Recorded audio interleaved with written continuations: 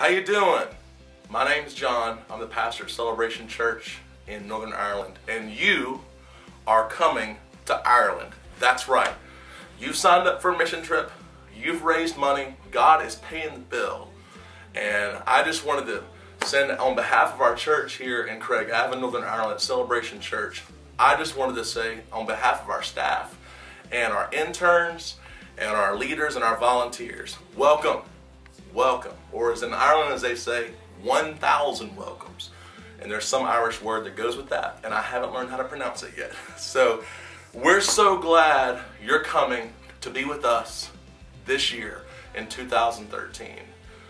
There's so much we believe God's doing in our church here in Northern Ireland.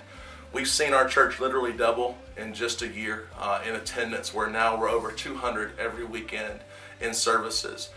We've seen our children's ministry grow from 1 kid to over 30 on our weekend services. We've seen our youth ministry grow in the last year from 4 kids to over 40 involved regularly. And a lot of that is because of the work of mission teams. Your team will be coming over this summer at a strategic time for our church.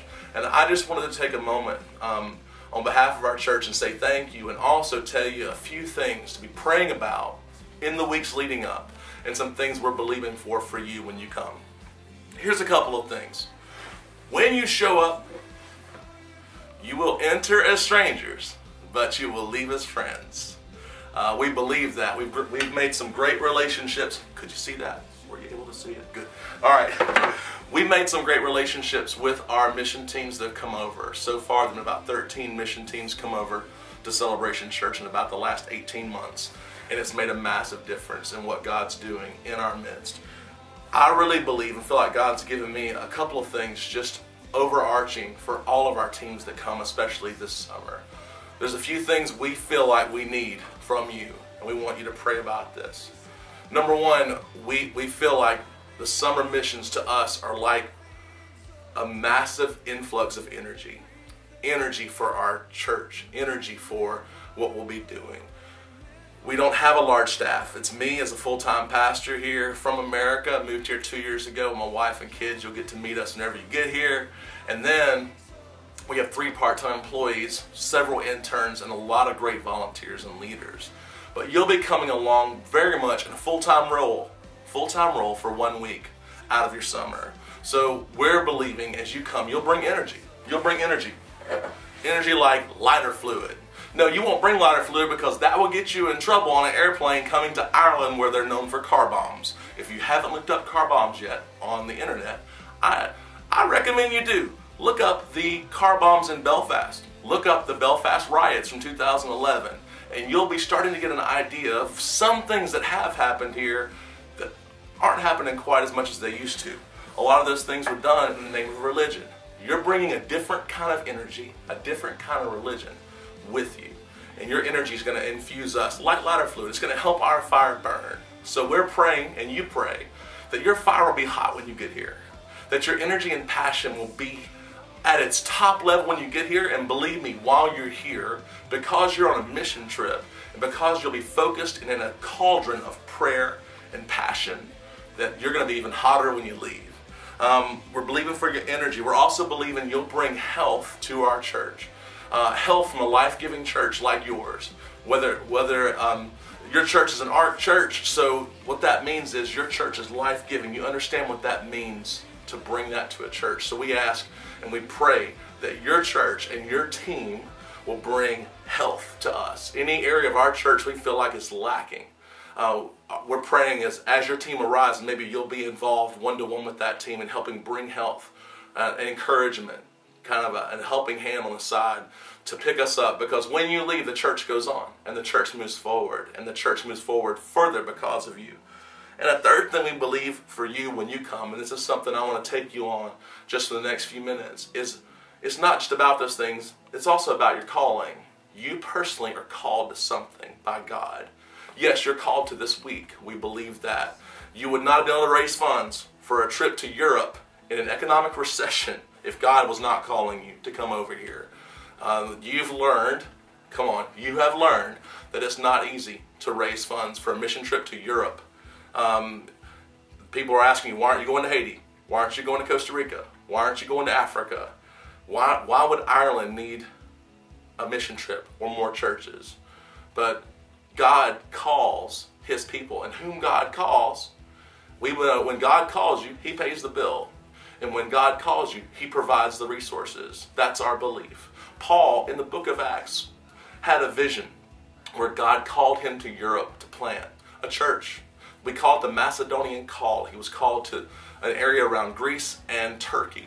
And God called him there in Philippi. So he went on that mission trip, the first mission trip really to Europe to plant churches. Didn't know why he went, except one person was in a dream. And that one person said, please come over to Macedonia and help us. God's calling you.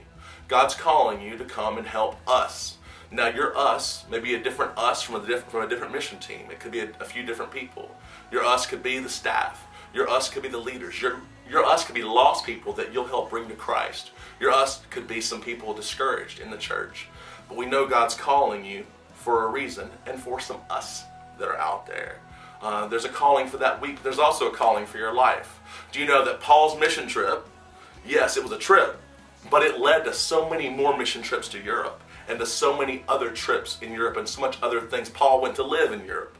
So it was a real start for something that God had for his lifelong plan for Paul. And we believe what happens to you and with you and through you here in that 1 week, it is part of your calling, but it plays a bigger part in the whole tapestry of your life, of your major calling, of your life calling. And then we're honored that we can play a part. I want to take you not to talk about our facilities, not to talk about where you're going to sleep. You're going to get that when you get here. I want to take you to Brownlow. I want to take you to where our church is located and show you a few things you'll be doing while you're here and give you some prayer points. Let's go together. Right now we're standing right in the middle of Craigavon, or an area of Craigavon called Brownlow. Our church moved here about 18 months ago, back in October 2011. It's one of the most deprived areas of the country. Out of the 10 major towns or cities in the country of Northern Ireland, the Craigavon ranks at 9th or 10th. And right now I'm standing right in front of where we have church every Sunday, the Brownlow Hub. The community hub was built just before we moved in. We moved here straight out of a hotel right into here because it's right in the middle of 19 different communities that are split along Catholic, Protestant, and immigrant lines. The hub sits right in the middle of all 19. It was built because 3 other community centers were too old to get remodeled, and one of those was Catholic, one was Protestant, and one was a bit mixed. So they shut all 3 down and they opened the hub. We felt like it was a perfect opportunity to move into a place that more reflected our vision for a unified church, non-denominational, vibrant church. Doesn't matter where you came from or what name you grew up with, but that the name of Jesus is bigger than all of that. So this is where we are. We're also right across the street from the largest Catholic church in the whole country, like the largest Catholic school in the whole country for high schoolers, Lismore Comprehensive School. We knew from day one we would have students from that school come into our church. And because of mission trips last summer in 2012, our youth group grew from 4 to over 40 students. 90% plus of those came from that school because of mission trips that came here that interacted directly with students. There's also the Craigavon Leisure Center, or the Brownlow Leisure Center. It's a building that will be closing down in just 2 years and auctioned to highest bidder. It's right across the parking lot from us, and it would fit easily a 600-person sanctuary. It has massive office space, a cafe. It's incredible. It could be a place to house mission teams for decades to come and to do massive ministry in this community. It's not something we're sure we're going to do, but it's something we are praying about. We know we're strategically right here in the middle of this area, 19 different communities, over 20,000 people just within a mile and a half of this spot right here, and our church right in the middle of it. We're standing under the Lismore Roundabout Bridge. It's a bridge that's right next to Lismore School, one of the 3 bridges that kind of provides access for students there every day. It's also a bridge where most drug deals go down in our area, one of the 3 bridges where it happens. Right now, we would take every mission team through here on prayer walks, also cleanup projects, and then just engaging the students that are around here and the different people that are in this area. We call our efforts Love Craigavon because nobody else ever said that. No one's thought of it. They've used a lot of different words about Craigavon, but loving it's not one of the things that's used. So all our outreach, all our mission projects, we would call Love Craigavon. And you would see how some of the mission teams have done different graffiti on top of other graffiti that's in this area. So that's some from last summer. I actually had a student tell me randomly one time on a prayer walk in Lurgan that we ran into 15 students that were just standing there like, "Are you guys from America?" And they asked the typical question like, "Do you know Justin Bieber?" And to which I said, "Maybe." But we had a great time talking to these kids and even prayed for a few of them. And one of them said, "Are you the guys that wrote Under the Bridges?" And I said, "Yeah." He said, "I just want to thank you guys for that. It just makes our day so much better. And it's because of things like this." Now this was written 10 months ago. But messages like this, and there were so many more, and it faded over time. You are worth more. It's messages like that that we feel like our church has put us here, not just to write it, but to communicate it and to live it in this community. The vision we really have for this community is that whatever permanent building we get, whatever place we get, we want that to plaster all the walls on the outside. Words like, "You are worth more," "Hope is rising," and "Somebody believes in you." We're standing on the black paths, which are the walking paths in between all the residents and communities that are out here, the 19 different estates or communities a part of Brownlow. We're at the very crossroads here in Legohori, so just down that way is most of your Catholic estates, traditionally Catholic. A lot of that has an IRA stronghold in it as well still. Down this direction, if you turn around, is where your historically Protestant communities would have been, but now a lot of them are mixed. So we've been able to get in pretty heavily with 4 different communities, 1 on that side and about 3 on that side in the past year because of just some of the work of mission teams and our team here on the ground. Under this bridge is where we found something that really struck a nerve in my heart, and it's on this wall here. Kind of a spirit that we really sense over the community, the spirit of no fun, no freedom, no future. Something that we have heard resonated in hundreds upon hundreds of conversations with teenagers and next generation here in this community. That there's nothing here. There's no fun, there's no freedom, and there's no future. And our teams, it just resounded in our hearts, that's not what God has put over this community. And as a church and as a movement, we just really believe that God has a freedom for this community, that God has a plan for this community. I wanted to show you how a few mission teams started writing different things on the walls around here. A few of them have lasted a year. This is one of my favorite ones. You are more than your failures, your past, your circumstances, your possessions. You are a child of God. You are forgiven. You are loved. You are accepted. You're redeemed. And we see that message, that hope put all over this area. This is the first bridge we ever came to. There were 25 bags of trash under this one bridge. When we came here, nobody cleaned it in years. People had, with strollers and families, wouldn't even walk through here. It was so messy. So we said, if we're going to love our neighbor, let's love our neighborhood as well. So the first thing we did for Craigavon was just love it physically. And that opened up so many conversations with people and has given us a real inroads into the community like we never would have dreamed. I was under this bridge one day, and this kid comes up and he starts selling drugs to 2 other kids that walked by. The thing was, I knew the drug dealer, and I knew the 2 girls he was selling drugs to. They were girls that visited our youth group.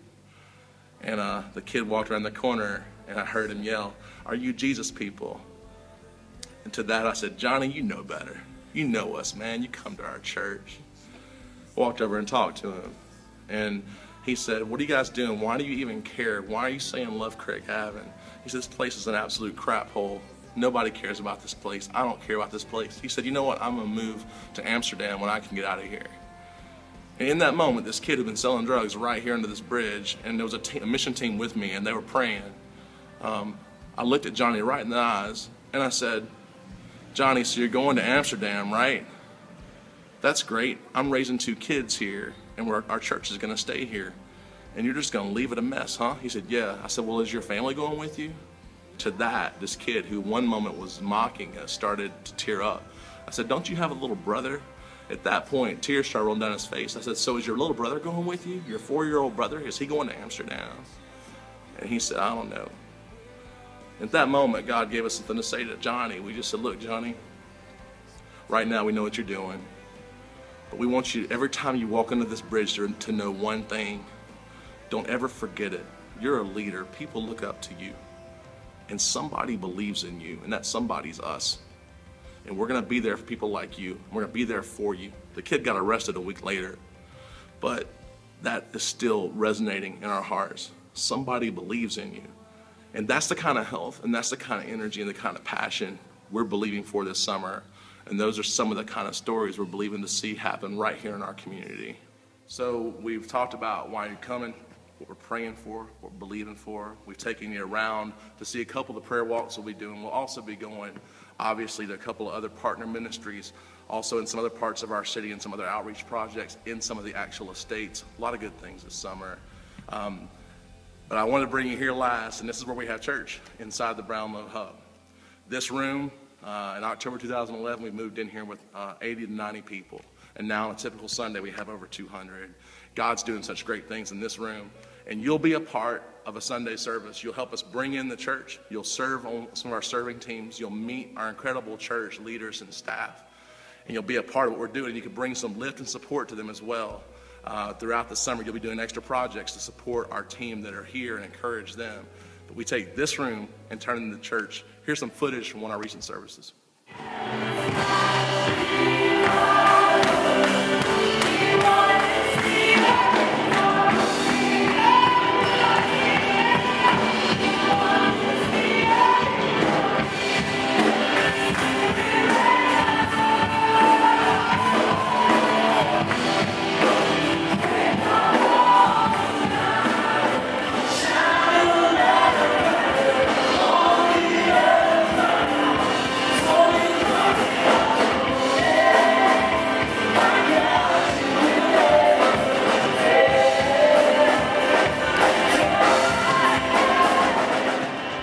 It's going to be awesome.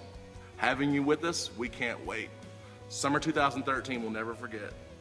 In summer 2012, we saw God do so many things. And throughout the year here with mission teams, we know you'll be a big part of our future story here. I'm thinking through what just happened this past week. One of our students spoke at our youth ministry. She spoke to over 25 kids about her testimony, what God had done, and how she feels God has called her to the ministry. Derbla came to our church because of a mission team that came last summer that met her friends underneath a bridge and gave them an invite card to church. And now we have a Fused ministry, a youth ministry, that not only has about 40 kids, but also has 9 students signed up in our internship, our Fused Corps. Of those 9, 6 came because of mission teams. We're believing for the next generation, and we know that your trip will have a part to play in that. We can't wait. We can't wait to see you. Have a great flight. When you get to Ireland, it will be on, baby.